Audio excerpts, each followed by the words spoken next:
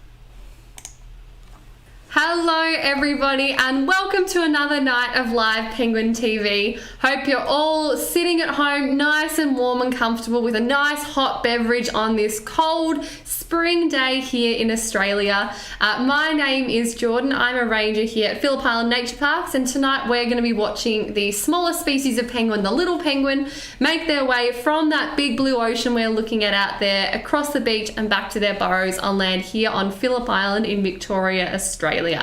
Now tonight I'm also joined by the lovely Sue. Hello Sue, come in, say hello. Hi everyone. Not as wet tonight as it was last night. Thank goodness. Thank goodness.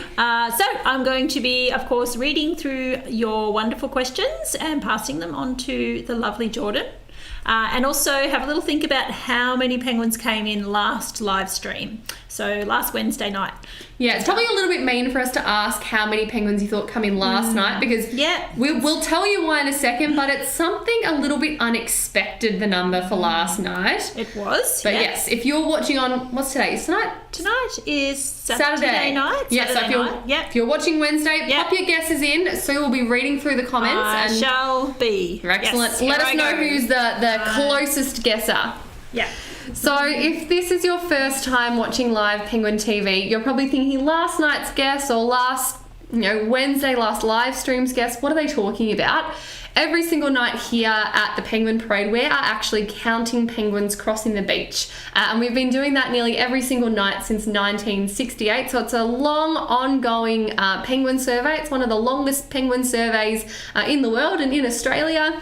And it shows us how many penguins are crossing the beach each night, because it does change every single evening, because these little penguins that we are waiting for to cross the beach at the moment, they spend about 80% of their lives out in the water.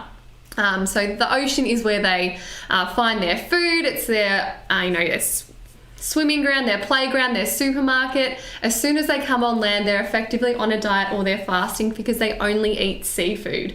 But we're getting some really good numbers of penguins crossing the beach at the moment because quite a lot of the colony is actually sitting on eggs. So we're right at the start of the breeding season at the moment here on Phillip Island, and yeah, we have some study sites which our researchers check once every 2 weeks, and I believe at the end of this week and the start of next week, a lot of eggs in our colony, in our study sites, are getting ready to hatch because penguins, they're synchronized breeders, which means they'll usually lay eggs at a similar time as the other penguins in their surrounding area as well. So we usually get a boom of eggs and then a boom of chicks, which is absolutely gorgeous for us to see.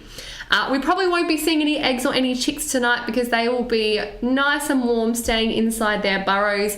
As Sue and I mentioned earlier, it has been a little bit wet, windy and rainy over the last 2 days or so, and those beautiful little eggs and little chickies are inside their burrows staying nice and warm and dry with mum and or dad sitting on them, keeping them warm and well fed. But for the penguins that we are waiting for this evening, we are waiting for them to get out in the ocean, form in their groups called a raft. So a group of penguins out at sea, it's called a raft because they float on the surface of the water, pretty self-explanatory. And what they're waiting for is for it to get dark enough that any predatory birds that might be flying around now during the day, wait for them to go to bed because it is quite scary when they cross the beach. And I reckon we might have just spotted a few of our little friends at the water's edge just here. And I also just have to put a little bit of a disclaimer here tonight, everybody. The camera is it's got a little bit of a mind of its own. It's a little bit delayed tonight, so I do apologize if my camera work isn't quite as clear and as onto it as normal. We do have a slight delay when I tell the camera to go left, right, in and out. So yeah, I do apologize if I give anyone seasickness tonight. Now, Sue, did you hear anything fun over the radio potentially? Or I thought I heard you listen to something in your ear. Kat was just Kat's counting tonight. Beautiful. And she was just saying that she thought there was a raft getting quite close to shore. Okay. Very good. Yeah. So hopefully so penguins at the water's edge apparently. Oh, very good. Excellent. Now, before all the excitement starts and our feathered little friends do make their way on up, I just wanted to stop and acknowledge the land on which we have the pleasure of bringing the penguins to you from today. So, of course, we're here on Phillip Island. Oh, hello, Ranger Danny. We're here on Phillip Island in Victoria, Australia, but Phillip Island is also known by another name called Milau, and that's the name given by the Bunurong, who are the traditional custodians of this land. So we just like to pay our respects to the Bunurong, who have been looking after this country and caring for it for many, many thousands of years, and we want to acknowledge them and the just amazing work that they've done in caring for country over such a long time. So we like to pay our respects to elders past, present and emerging, and acknowledge any First Nations people who might be watching the live stream with us here today. And if you know who the traditional custodians of the land are that you're joining us from, please let us know in the comments. We would absolutely love to know and spread that respect and education around for our wonderful live streamers out there. Alrighty, so it is starting to get a little bit darker, so it means it's almost time for our feathered little friends to start making their way home. Oh, there's Ranger Danny again. She is manning the Penguins Plus stand tonight. Now, it's fantastic here at the Penguin Parade. We are open and available to have people watch the penguins from Friday, Saturday, and Sunday nights, which is great because here at the Penguin Parade at Phillip Island Nature Parks, we're a non-for-profit conservation organisation. It means we're visitor funded, so people coming to the Penguin Parade, Koala Conservation Reserve, Churchill Island Heritage Farm and the Nobbies, all the profits from tours, tickets, souvenirs and things like that, it goes directly back into the conservation, education and research work that we do. So it goes directly back into helping to protect our penguins, other threatened species here on Phillip Island and the island environment here as well. So really looking forward to having some of you guys back if you're planning to come and visit us here at the Penguin Parade or any of the nature parks attractions. We'd love to see you. If you do notice Sue or I or any of the live stream rangers, say hello and let us know you've been watching live Penguin TV, because it's been wonderful to have people watching from all over the world over the various lockdowns and restrictions that we've had over the last 18 months or so. So yeah, again, really looking forward to having you back, and hopefully you can join those people who are, I guess they're that way, who are here watching our feathery little friends tonight. Now it looks like we do have a few penguins just kind of at the water's edge to the left of the screen just there. There's a few little white bellies. Now again, I'm gonna try to move my camera. Oh yep, there it goes, fantastic. It's a little bit of a delay on my screen, which is gonna be a little bit fun and tricky. So, oh, there they go, just there. So it's only a small little group so far, and crossing the beach at the end of the day is, oh, there's some more. Missed those guys. Welcome home, everybody. So they want to cross the beach at the end of the day with as many friends, as many penguins with them as possible, because there's safety in numbers. Round about this time when they are getting ready to cross, because it's because it is still a little bit light, there may potentially still be some predatory birds out and about, but yeah, thankfully they are kind of coming in together. There's safety in numbers, and yeah, they'll be very, very shortly making their little dangerous dash across the beach. So we're just waiting for them to have a bit of a go ahead and feel like it's safe to get ready to cross. Now, I mentioned that every single night here at the Penguin Parade, we are actually counting the penguins. So we are counting penguins during the week when we don't have any visitors here with us. But we do run these live streams on Mondays, Wednesdays, and Saturdays. So a few people who are regular watchers of the live stream, they always like to have a little bit of a guess as to how many penguins crossed either the night before or the last time that they were watching the live stream. So Sue, how about you let us know some of our close guesses and let us know how many penguins came in on Wednesday night. Alrighty. Jan suggested 1,257. A very respectable number. Yeah, very good. Belinda suggested 1,120.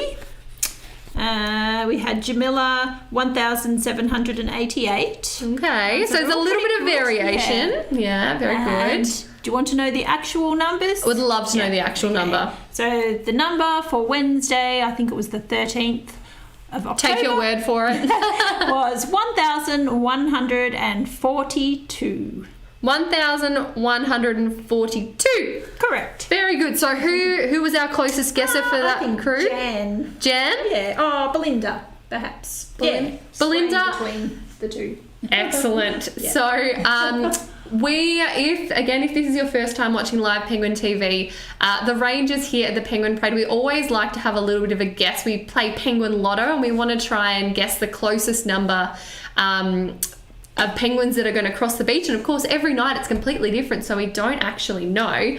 And the team leader, who is Ebony tonight, has to provide a chocolate. So the team leader every night provides a chocolate. Do you know what the chocolate is tonight, Sue? Did I notice? I didn't notice. No, last night was a Mars bar. Yeah, that's because I bought that one in. Right. Yes, very good. Very good. Very good quality chocolate there. Thank you. Yeah, sometimes we do get better quality chocolates than other nights. Yeah. Yeah, well, I know Megan, who is another live stream ranger, she runs the live stream. She told me a little secret the other day, and that's that she chooses chocolates that she doesn't like herself so that she's not tempted to eat them out of her pigeonhole. So I think she'll have, like, I don't know, picnic or Snickers. I don't think she's quite a big fan of any chocolate with nuts in them. So she told me that's her little trick the other night. So I'm like, oh, now I see why there's a bit of a discrepancy in the chocolate quality. But yeah, anyway, I just thought that was really, really funny. And if you don't know Megan, that won't mean anything to you, but that is totally fine.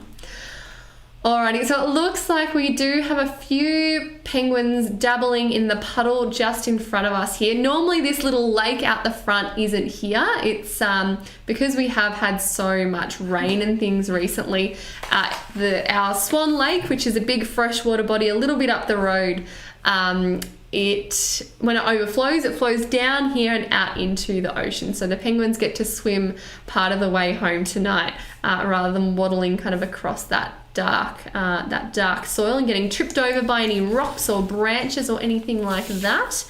Now, I just wanted to have a little bit of a look. Oh, it looks like we do have some friends on the highway, so I might just flick over to them. This is our highway number 1. Oh, and I'm going to have to quickly, I know there's one there. Let's quickly zoom around and see who we can see. Oh, yep, there we go. Welcome home, everybody. Just like us penguins, they've got their own address, so they're always heading back to the same burrow when they do come on land.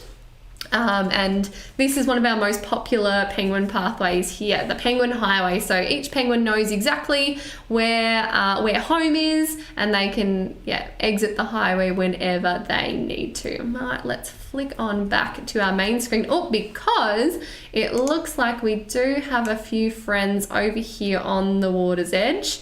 Another little raft which is transformed into a waddle. So there we go, right there on the water's edge. We'll be able to watch them chat amongst themselves and try to work out when it's going to be safe to cross the beach and start making their way home.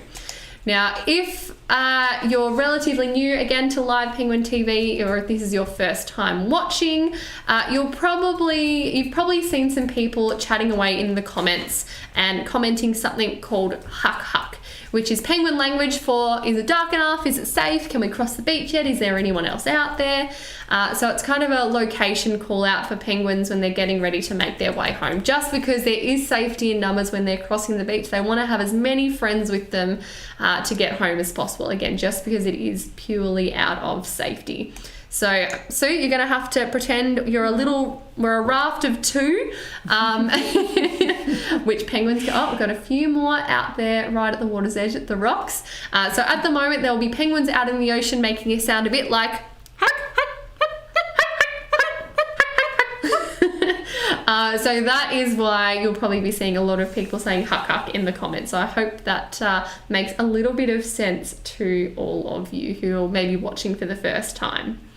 Now, as we mentioned a little bit earlier as well, Sue is going to be having a little bit of a look at the comments and finding some of your wonderful questions and asking them to me here live on the air. So we might in a second go to a question, Sue, but I just want to say before we answer any questions and before I forget, we get so many comments every single night, don't we, Sue? So we do. If we don't manage to get to your question tonight, please, we're not ignoring you. We don't think it's a bad question. It's just we try to change up the questions every time we're on the live stream, try to talk about something a little bit different.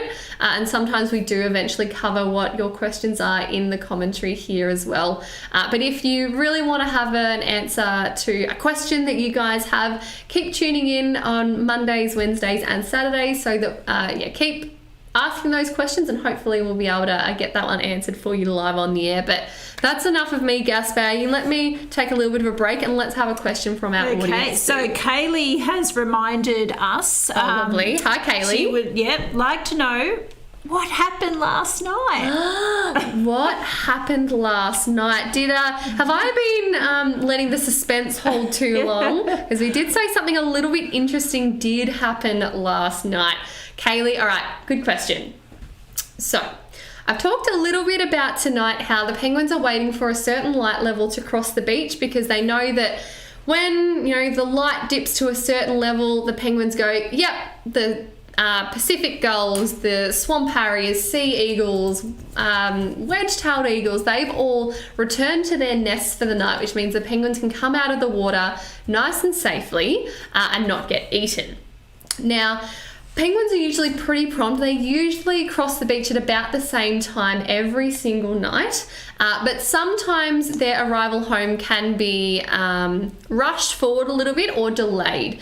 If it's a really clear night, if there's no clouds, if there's a full moon and it stays lighter for a little bit later, sometimes the penguins can spend a little bit longer out in the ocean because they go, oh, you know what?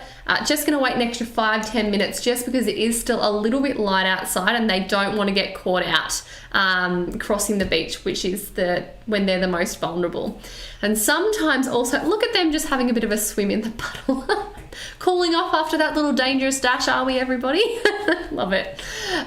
So sometimes when it is dark and stormy around penguin, or typical expected penguin arrival time, the penguins, it gets darker earlier, so they decide to cross the beach a little bit earlier.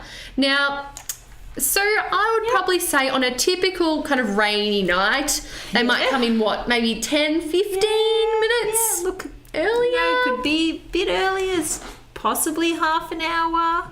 But like half an hour is like a radical difference from the night before. Yeah, and absolutely. one of our jobs as rangers is to try and predict when we think the penguins are going to come home, because if you are a guest here at the Penguin Parade, you'll be down at the beach and you'll listen to one of the rangers do what we call a stand talk, which is, the rangers will give the guests a bit of a Penguin 101, introduce them to the nature parks, give them some viewing tips and some behavioural expectations for the night, so they know what you can do, what you can't do, what we ask of you guys while we're here.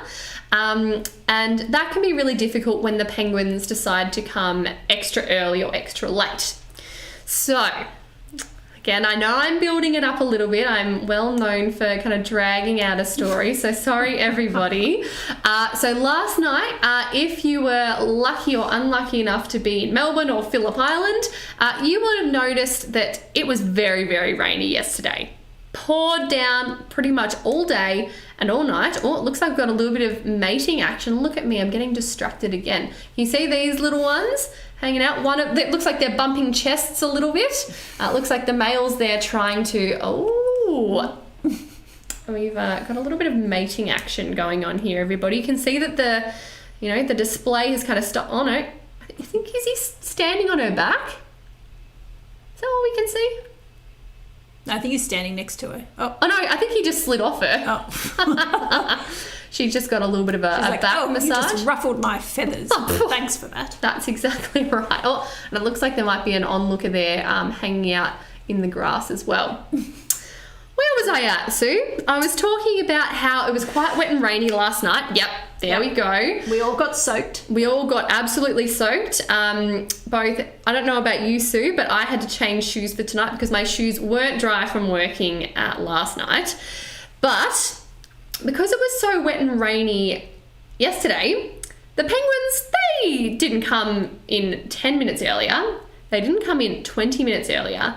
They came home a full 1 hour earlier, which I think is the earliest I've ever experienced them coming home. And it was interesting, quite a lot of guests were arriving like 20 minutes into our count, because we start our penguin count look at them. Oh, we're showing off again on this little kind of penguin highway. Oh. He's running rings around her. But she's happy, she's lying down, he's trying to climb on.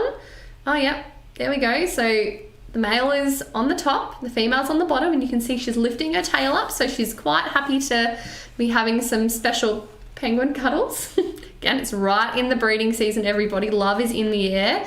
Everyone is feeling a little bit frisky at the moment. How about let's give them a little bit of privacy now that we've seen a little bit of penguin copulation, and we'll see what's happening back at the beach. Didn't mean to zoom on you guys for too long. Sorry, everybody. So yes, the penguins came in super duper early, and it was actually still quite light out. Oh, we've got a few friends still at the water's edge. Very good. And yeah, so people hadn't even arrived in the car park by the time the penguins started crossing, because we do start counting penguins. We start our 50 minutes of our penguin count every single night after 5 penguins have crossed the beach. Whether that's 1 penguin, then a group of 2 penguins, and then once, if there's another group of 2 penguins, that is the time that our 50 minutes of counting starts. And we count penguins for 50 minutes because that's roughly, or it's when the majority of penguins kind of cross the beach. For it can take up to 3 hours for every single penguin to cross the beach.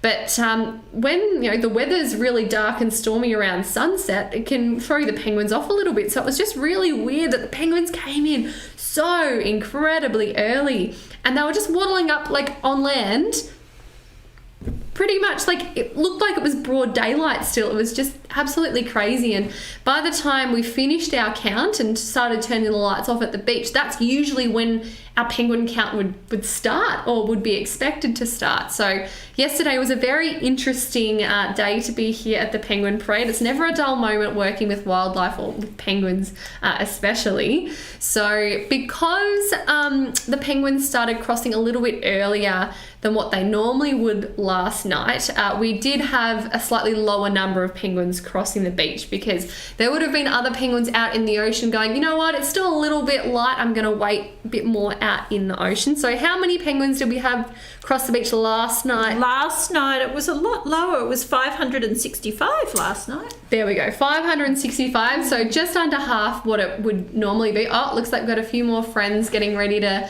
join these penguins here on the rocks. So yeah, there probably would have still been quite a few penguins rafting up out in the ocean, getting ready to cross the beach after our official count had finished. But yeah, there was a few really keen beans that crossed the beach nice and early. In fact, 565, was it? Yep. Yeah, 565 of them.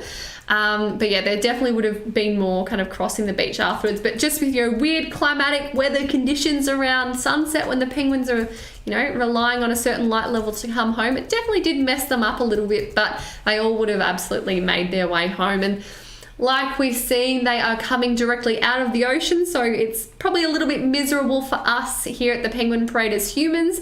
Like I was saying to Sue, my other shoes are still completely wet. From today I had to wear a different pair of shoes tonight. And in fact, the bottom of my pants was still a little bit wet as well.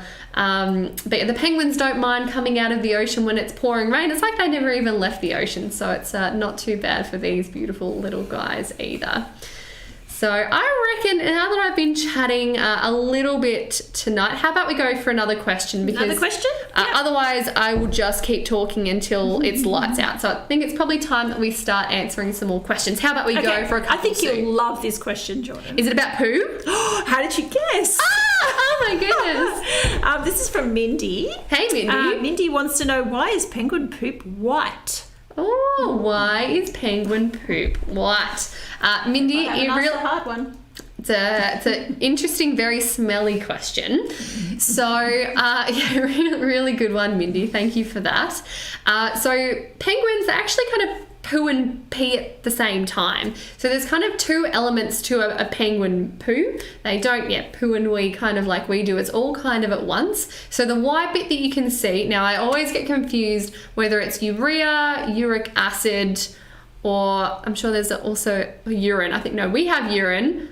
It's either urea or uric acid. I feel like it might be uric acid. It's kind of like the kidney excretion. Oh, I'm just going to flick over to our hive because it looks like we've got a few friends hanging out just here. So the white bit is kind of like their urine. Even though penguins don't have urine like we do, that's kind of like that component of their digestive system. And then in amongst kind of all that white stuff, hang on, we'll just wait till the camera decides to turn around. Let's go. Come on, camera. And there we go. Fabulous. They actually have, if it's a really good sample of poo, there'll be like a little kind of grey chunky bit, and that's the actual kind of poo bit that that you can see all the fish scales and squid beaks and fish ear bones that are in them, which help us analyze what the penguins have been eating. But sometimes that little grey bit can turn a bit of a green color, and that's usually if the matter has been in the penguin's digestive system for a little bit longer. The sample is a little bit more degraded, but usually, yeah, you do definitely just see, look at them just swimming, hanging out in this little puddle over here. I'm obsessed with these guys. So yeah, the white bit, essentially the urine. Again, I'm not going to say it is urine because it is quite different to what humans have. But then they do have the little chunks, which is essentially their poo, which has all the animal matter from the things that they've been eating as well. So really good question, Mindy. I was lucky enough last year when we had restrictions and weren't able to have people here with us at the penguin parade to go out and actually collect penguin poo, because we do want to collect penguin poo from breeding penguins when they're incubating their eggs, when their chickies hatch, and when when the chicks are left alone during what we call post-guard, because penguins do tend to alternate their foraging trips at different stages of the breeding season. So when they're in incubation, they're usually having longer trips out in the ocean while one of their partners is staying on land, in keeping their eggs nice and warm. The partner will be out in the ocean. They do tend to have longer foraging trips, so they might be out in the ocean for 2, 3, 4, 5, up to maybe 7 or 8 days. Whereas when the little chickies just hatch, little baby penguins, they need to be get out of the way. Oh, someone's saying, come to me. I'm saying to you, get out of the way. No, that's all right. Let's maybe move out of the puddle. But yeah, when the chicks just hatch, they do need to have food more regularly. So mum and dad tend to have shorter foraging, shorter fishing trips. Oh, it looks like, did I just miss a little bit of a fight on the resting rocks over there? I thought I might have just seen a little bit of a scuffle. No? Oh no, I might have worked it out a little bit.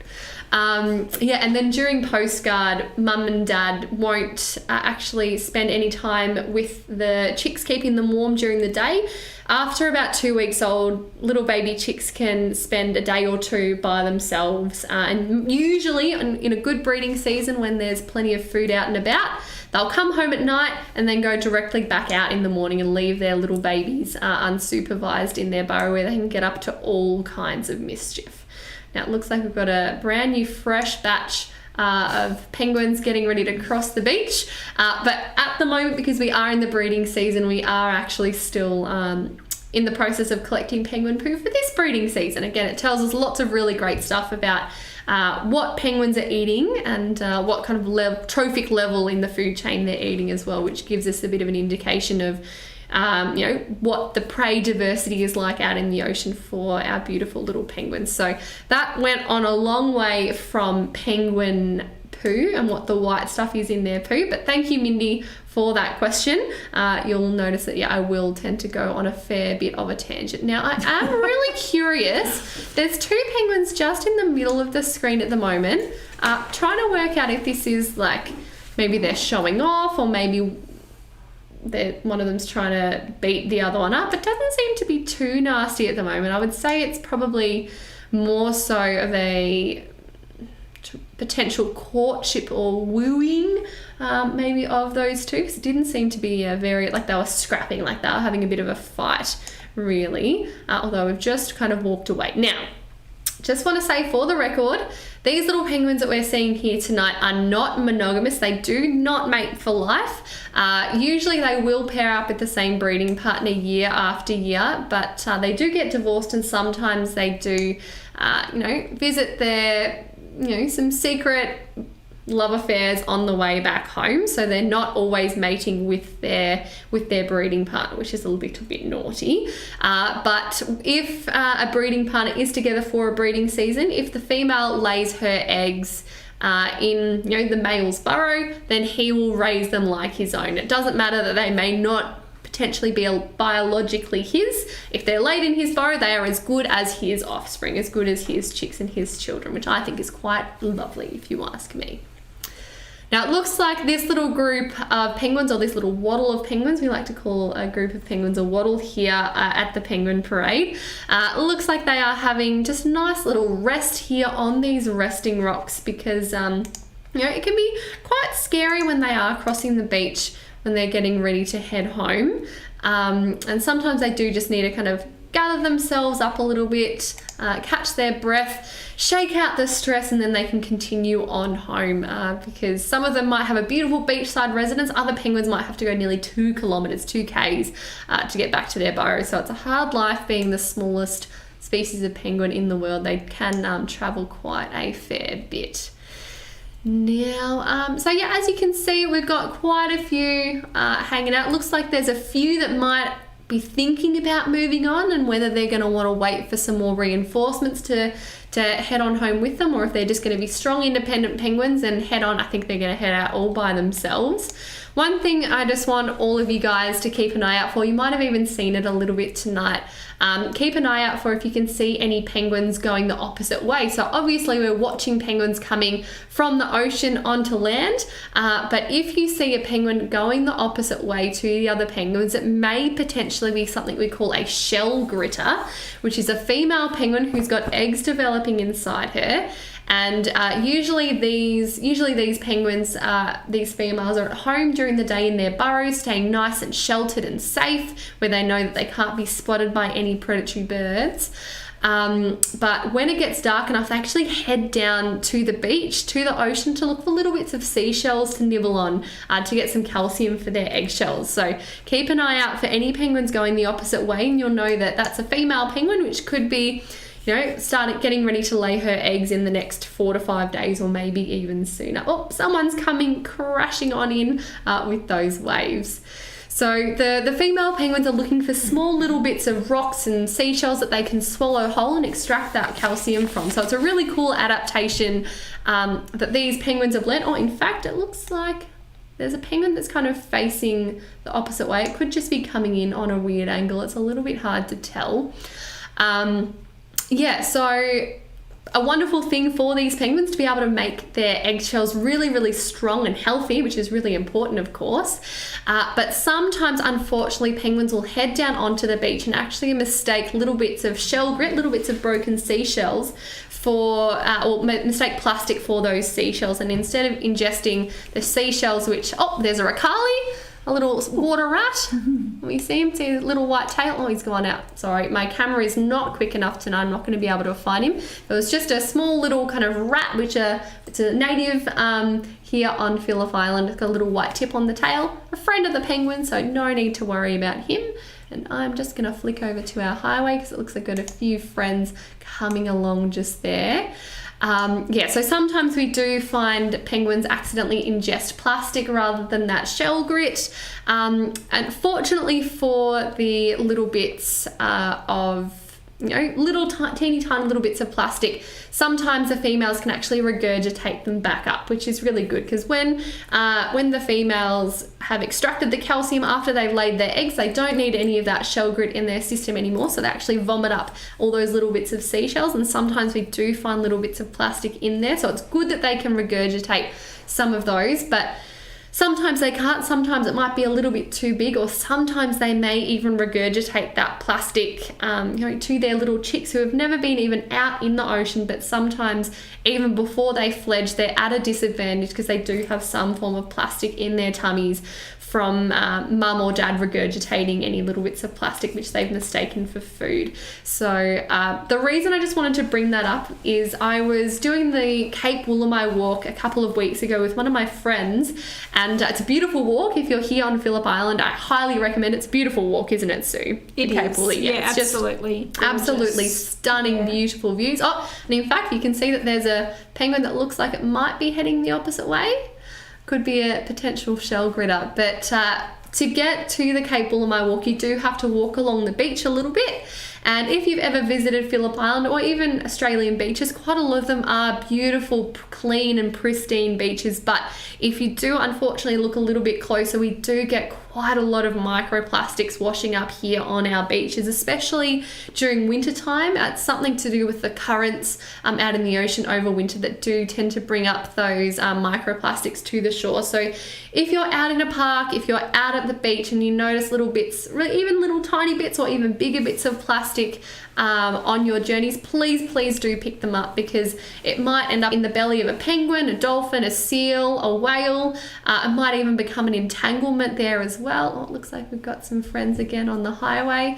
And even if you're right in the middle of the country, in the middle of Australia or wherever it is that you might be watching, if you see some rubbish there, it can be really easy to think that I'm so far away from the ocean, it's not going to end up there. But all of our drainage systems, they do go into the rivers, which do lead into the oceans as well. So no matter where you are in the world, it's so important that we are trying to reduce how much plastic that we're using and removing it from the environment, so it doesn't end up out in the ocean into our rivers, or just in the environment, in the bellies of any of our beautiful wildlife here in Australia and all over the world, terrestrial and marine as well, because there's a horrible statistic that says that it's about 85% of seabirds have some form of plastic in their stomach. And that's, of course, really quite shocking when you know that a lot of bird species do regurgitate fish and food to their young, so they're directly passing on some of those microplastics to their young as well. So if I can ask a few things of you guys watching the live stream tonight, please do pick up any rubbish that you have. Oh, it looks like it's starting to rain a little bit. Please do pick up any little bits of rubbish. Of course, we can't expect to pick up every single little bit of plastic in our environment. We're just physically not going to be able to, but every little bit of plastic or every little bit of debris that you remove from the environment, that bit of plastic is not going to end up inside a penguin or wrapped around a seal or a whale. So it can feel a little bit overwhelming. I know I definitely feel it sometimes as well, when you can only pick up so much plastic and do little bits and pieces in your own life that you can. But every little bit that you remove, every small little change in your life that you make to help the environment, if everyone does that, I know it probably sounds a little bit like a cliche, but you know, there's at the moment, it looks like there's 128 people watching here on Facebook. So if you go 128 times 3 bits of plastic, if every single one of you are picking up, that much plastic, that's a lot of different plastic. It's not a lot for one person, but when everyone does it, of course, that's going to make the world of difference there as well. But one of the best things that you can do aside from picking up plastic is trying to reduce how much plastic that you're using and consuming in the first place, because you might have the best of intentions and put your rubbish in the recycle bin or put it in the proper bin, but sometimes bin lids fly open, sometimes rubbish flies out, sometimes the rubbish that we are putting into the right bin for whatever reason doesn't end up in the spot where it's meant to be, and it can end up out in our environment. So if we say no to plastic straws, if you've got your reusable water bottle, and don't use those single-use plastic bottles when you're out and about, if you've got reusable shopping bags, reusable produce bags as well, any little thing that you can do to reduce the plastic and the single-use plastic in particular that you're using, that plastic isn't going to end up out in the ocean either. So I hope you guys are out there, you're wildlife warriors, you're here to watch our beautiful little penguins making their way home. Well, it looks like we've got lots of friends up on the highway just above us. So instead of me lecturing you and telling you about all the different ways that you can, things that you can do to reduce how much plastic you're using, please chuck it in the comments if you haven't already. Let us know what you're doing to, reduce your impact on the environment, reduce the amount of plastic that you're using, because there's so much things that you can do. And of course, everyone can't do everything perfectly, but if we're all trying to reduce our impact imperfectly, that's going to be better than not doing it at all. So I know I've been talking for a fair bit. I'm very, very passionate about cleaning our oceans and educating people about plastics and the different ways that we can reduce our plastic consumption. I would love you, again, to let us know in the comments what it is you do in your life to help protect penguins from home, whether you're here on Phillip Island, in Melbourne, somewhere in Australia, or the rest of the world, because every little bit absolutely does count. And Sue, if we do have any great ideas, please give them a bit of a shout out, because I'm always looking for different ways that I can improve my eco life as well. Absolutely. Wonderful.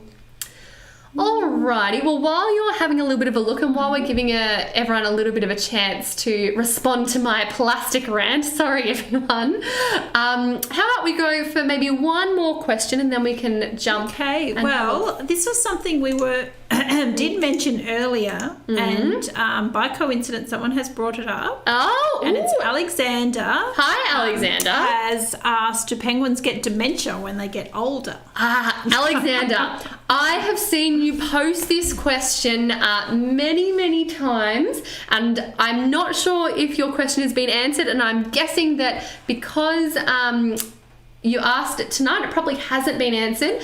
And you know what? It's for a very good reason. It's because it's a really, really tricky question that we probably don't really know the answer to. So, do penguins get dementia? That was the question, wasn't it, Sue? Yeah, when they get older. When they get older, yeah, absolutely. So, again, short answer, Alexander, I don't know. Now, here at Phillip Island, of course, these are wild penguins that we are watching, and wild animals do tend to have shorter lives than captive animals as well. So if, as we get older, as humans and as, captive animals do get older in a zoo and things, they do get lots of medical care and they're looked after really, really well. So I would say that if penguins did have dementia, you would be more likely to see it in more of a zoo environment rather than out here in the wild, because if a penguin did have dementia and it didn't know how to get home, how to fish, how to find shelter during the day, it probably wouldn't survive for us to be able to assess it with dementia. Oh, hang on a second.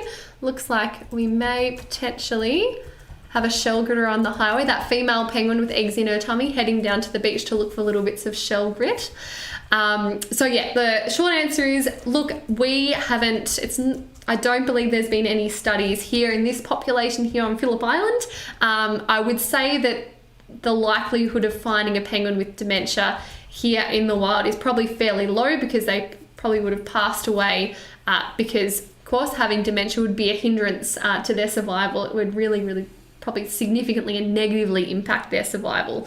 So that said, with wildlife, you can't say 100% this is a thing that always will or always will not happen. So look, there may potentially be penguins out there with dementia, but it's not something that we've studied or observed. So really, really interesting question, but I would say that if penguins were to get dementia, it would probably be more so in a zoo environment where they're able to extend a penguin's or an animal's life beyond the normal life expectancy as well. So yeah, really good question, and thanks for keeping on with that really interesting question. We do keep asking it. For all of you out there whose questions we don't get to answer tonight, remember, we're not ignoring you. We do just get a lot of questions, and some people, me, do struggle to take a breath and make sure we do ask questions throughout the live stream as well. So if you do have a wonderful question that you would love to have answered, please keep tuning into Live Penguin TV. Do a bit of a Google yourself. There's lots of really great information out there on the internet. We do have some publications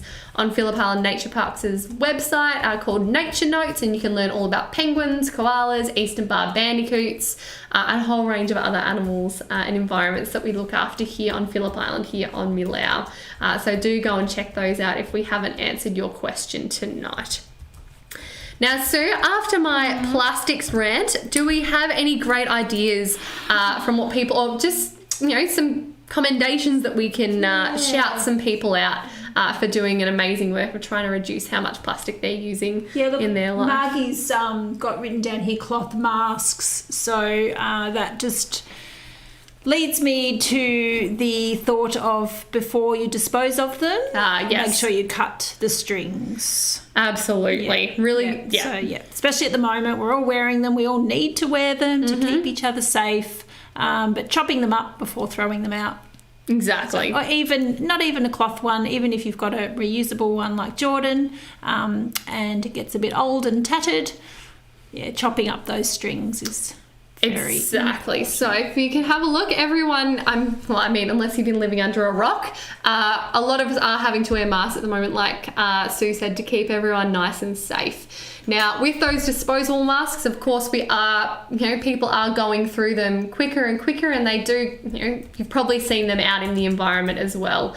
So if you do wear disposable masks and you are disposing of them, with the little kind of ear pieces, the bit that goes behind your ear, like this, these little bits, do chop them up because sometimes they can get caught around, the neck of penguins, of other bird species or native wildlife as well.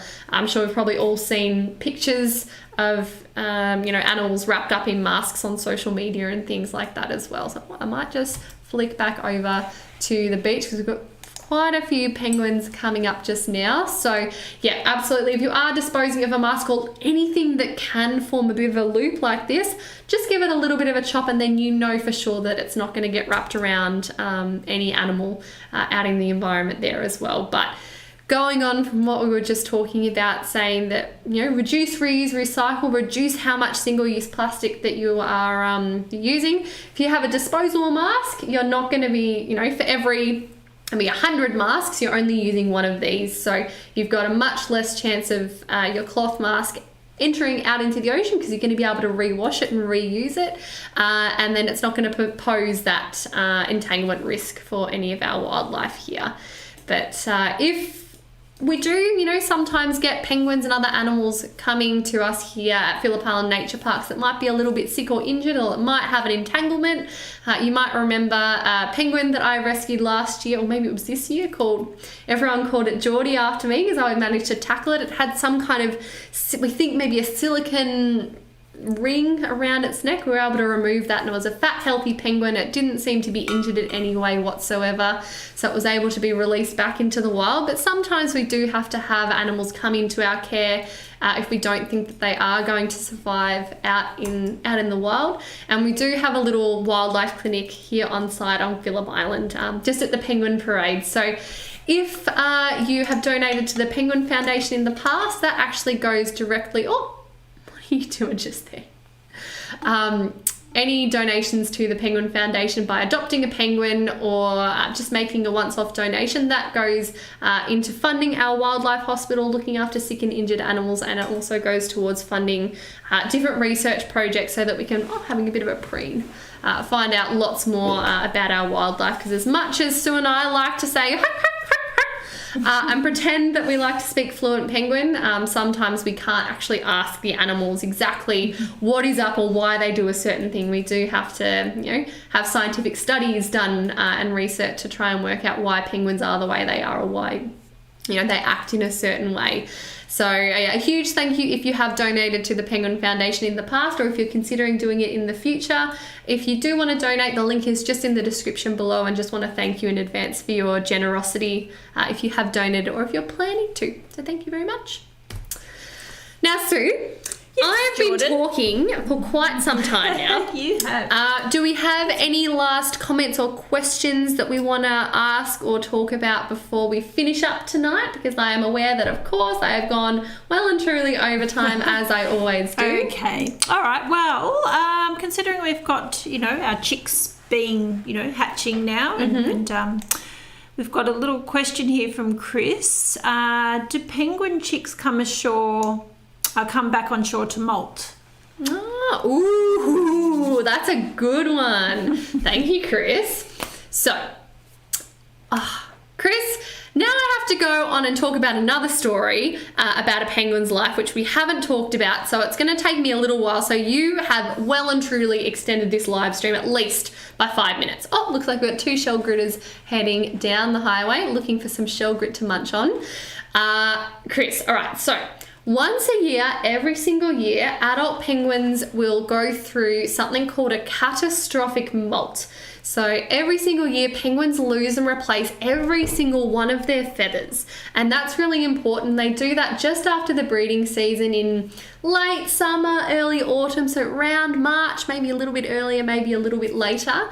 But it's really important that they molt and grow a brand new set of feathers, which will help keep them warm out in the water during the cold winter months when penguins spend most of their time out in the ocean. They can spend anywhere from 4 or 5 weeks out in the ocean at one single time.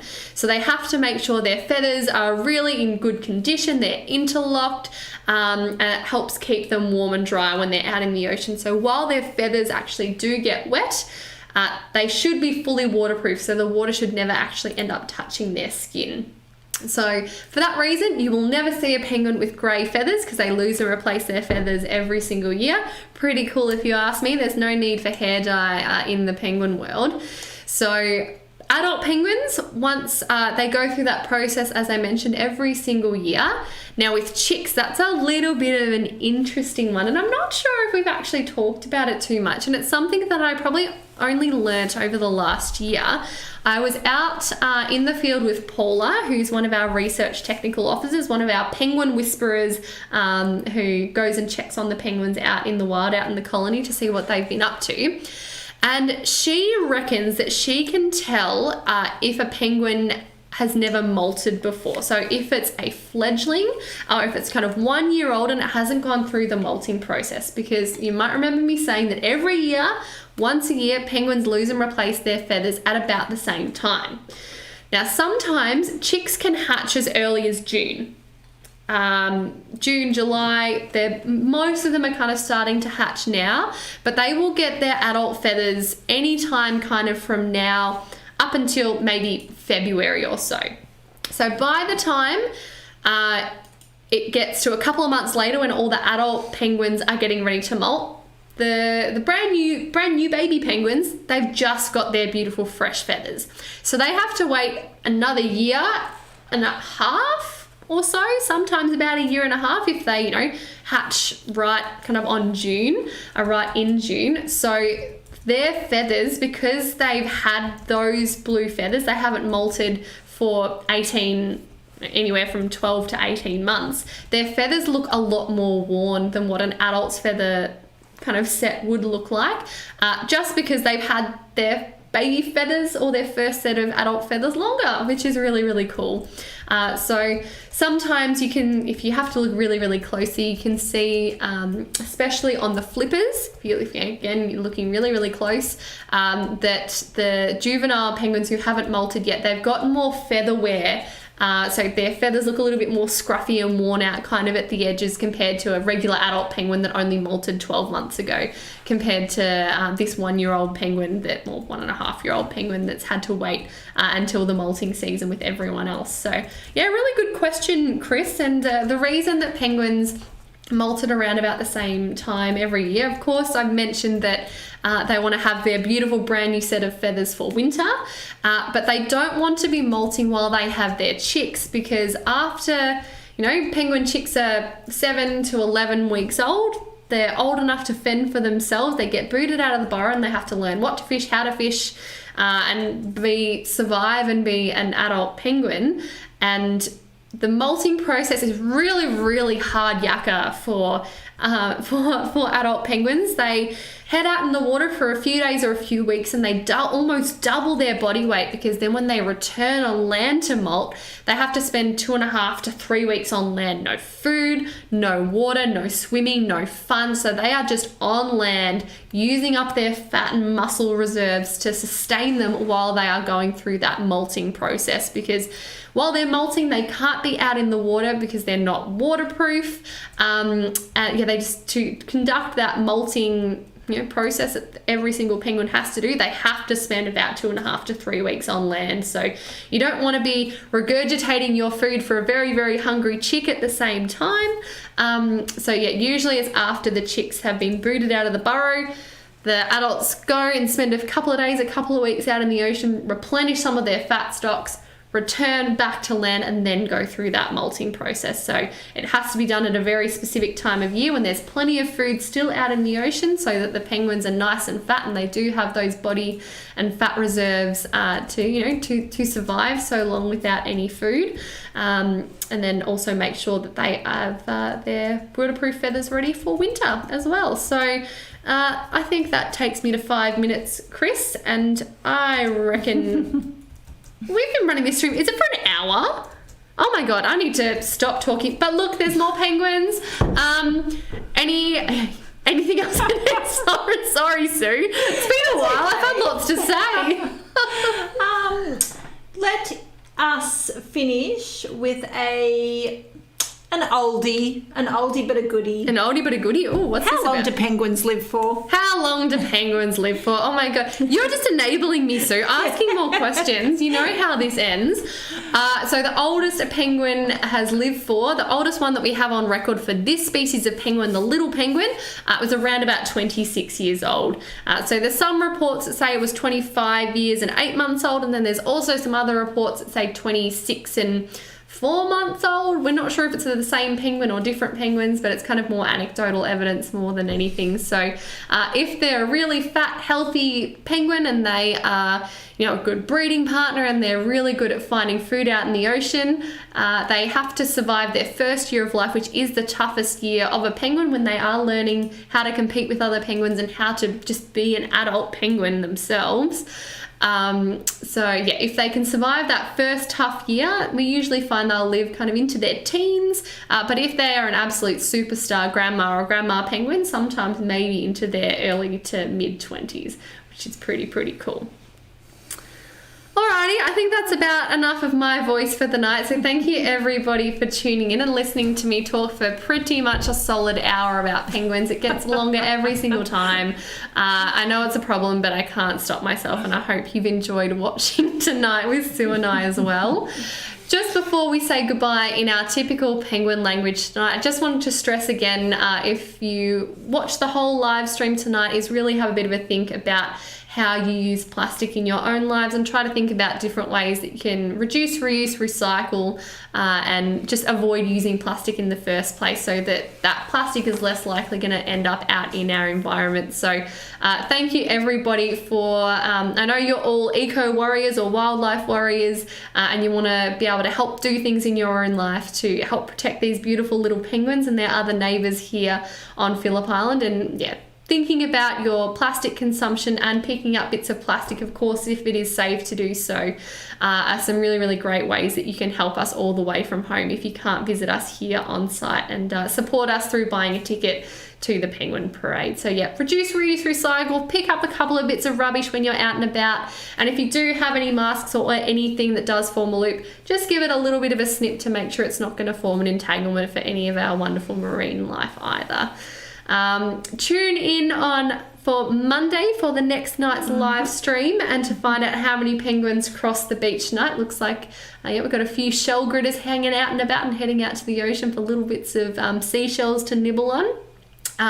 So yeah, tune in on Monday for another night of live Penguin TV. I don't know who is going to be running it. I don't think it's me, but I have to check my calendar day by day, because the days are just blurring into each other the closer we get to Christmas.